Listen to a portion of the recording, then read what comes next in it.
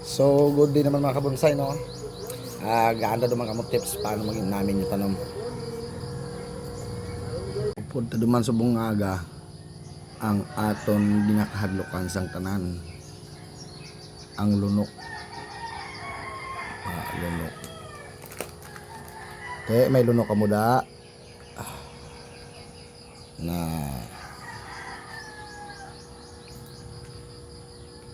ano na ang aton lunok.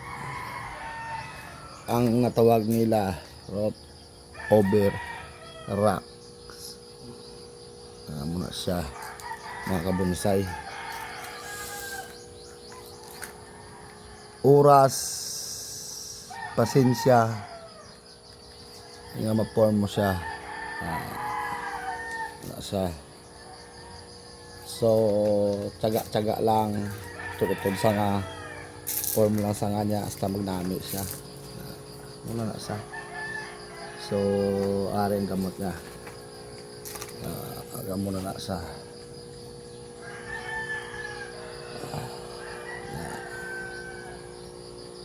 Muna